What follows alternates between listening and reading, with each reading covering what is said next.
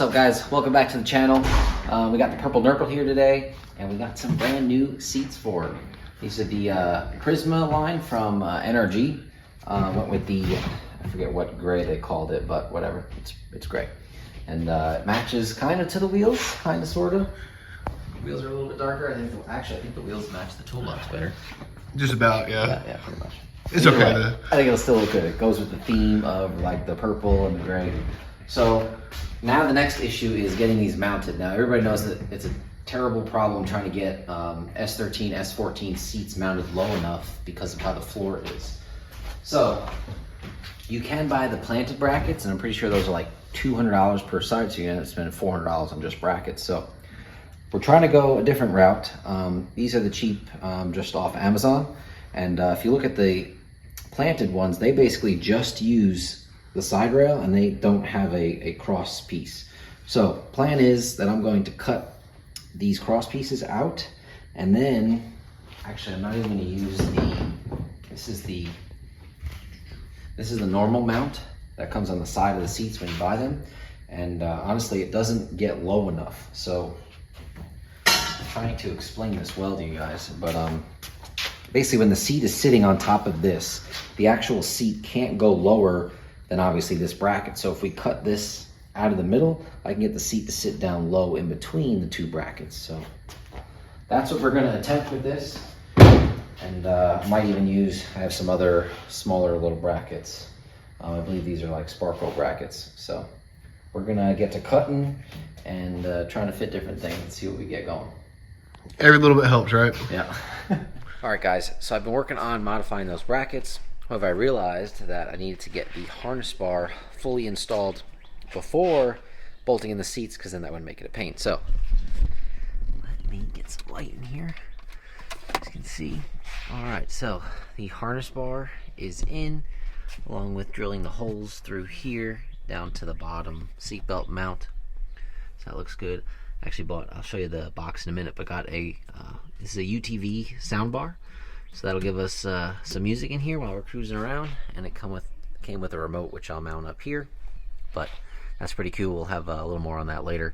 But yeah, I drilled this hole perfect, and then that side, if you can see, but I messed up a little bit. I had to make it a little bigger, but it's all in. So now we can move on to the actual brackets that I've been modifying. So there you go. There's the sound bar that we're going to use, a little 14-inch Bluetooth sound bar by Boss, and then it comes with a little remote, so we'll get that in. But here is, so far with the bracket being modified, cut out the middle piece, and then I've been slowly grinding, or actually Fowler has been slowly grinding this down so that the seat will slide in between the rails. So now that that's done, here's the other one. You can see how we have it kind of moved out a little bit so the bottom of the seat can slide right through on this side. So I'm gonna get these mounted in, and then probably set the seat on top of it and do a couple test runs. I'll tell you though, whoever got gray seats makes it so hard to work with them, because my hands get dirty from grinding on the freaking seat brackets, and then I don't want to touch the seats and get them all dirty, so constantly having to wash my hands. So let me mount that up, and then we'll show you guys what it looks like. Alright, so I got the brackets mounted, and actually I marked with paint marker where the brackets sit so I can drill our holes. You can see where I had to cut out to let the seat drop down lower. It's not quite as low as I would like it, but I think it's pretty dang close. So this should work until we get our TIG welder in. So.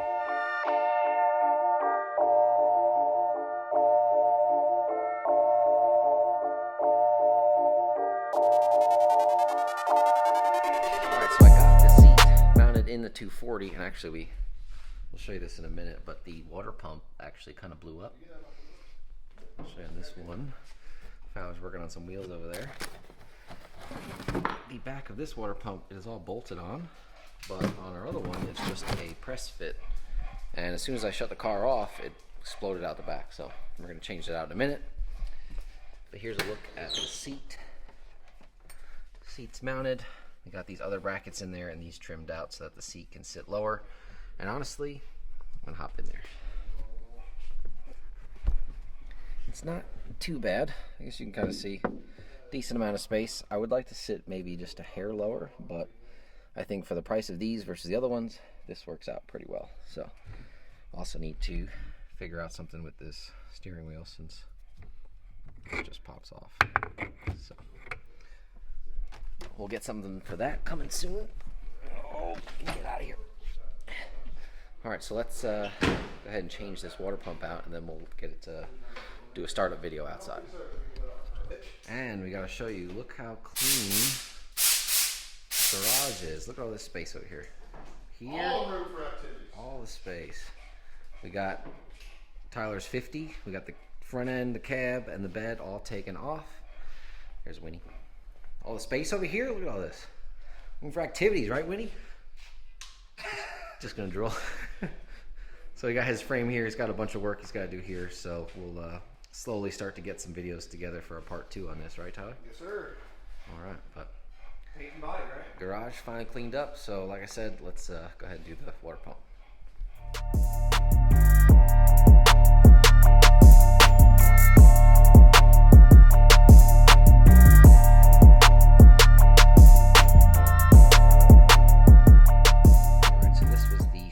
Pump. This piece popped right off. I'm not sure why, but that press seal failed. And just before I installed it, I'm going to show you, you can see right here and here that this case or this seal in the back is bolted on. So we'll go ahead and get that on, and that should solve this from happening again.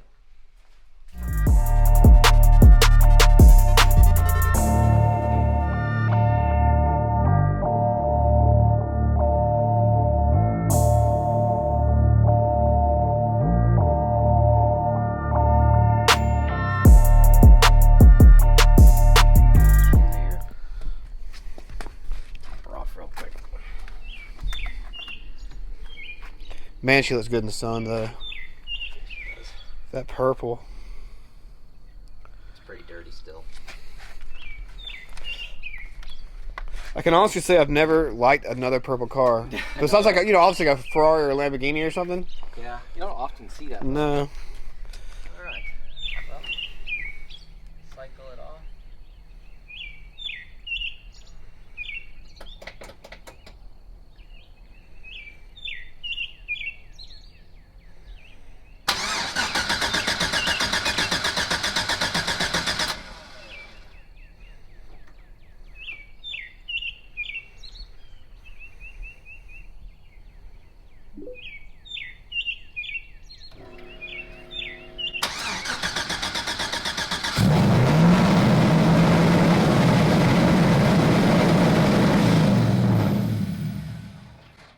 High, right?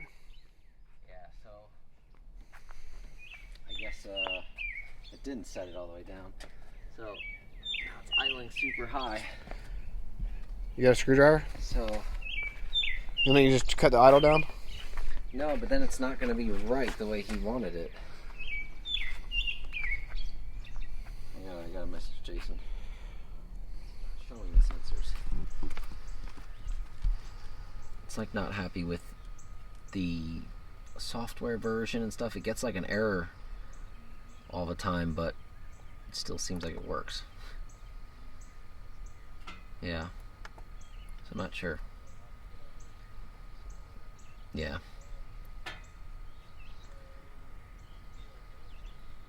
Yeah, because I got IAC position percentage, and then I also have TPS percentage. IAC. Okay, so I'll turn it back on.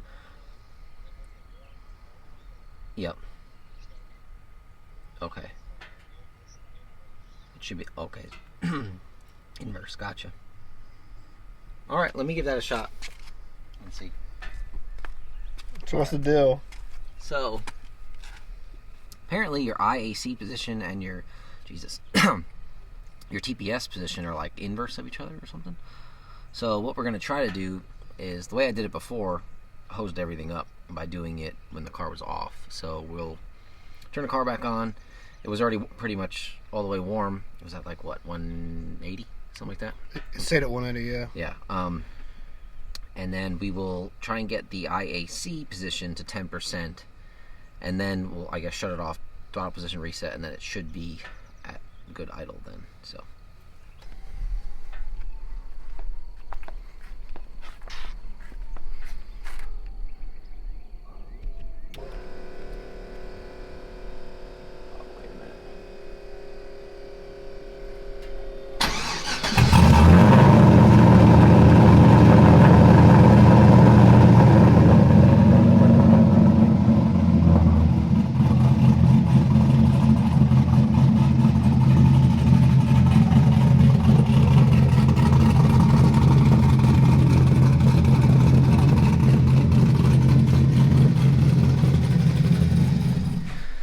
Alright, so I guess you got to see me messing around with it. At least you guys got to hear it outside, see it on the ground actually instead of in the air.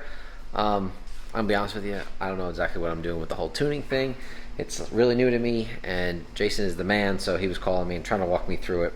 But I don't know what I'm doing with the throttle position sensor and the IAC sensor. So we're gonna wait till he comes over here, helps us get all that dialed in. He needs to go for a ride in it to give it a better tune anyway, and go from there. So hopefully we'll get him over soon, and get this thing going on the road and do some pulls in it, and we'll get some people's reactions. So hope you guys enjoyed it. Got the seat in there, still got to get one more seat in there. Gonna do that one off camera just because it's a pain, you don't need to see it twice. Gonna do the same thing, notch them out and get it in there. Trying to think what else. Oh, I was able to figure out the master cylinder, so that's good. We do have a clutch now, but I can't figure out why the brakes won't bleed. So gotta mess with that some more. Me and Val are gonna try that in a couple days, and then we're probably gonna get the S13 in here and get that transmission back in. So hope you guys enjoyed the Purple Nurple, and we'll see you in the next one. Make sure you guys like and subscribe if you want to see more of this, and go ahead and tell your friends.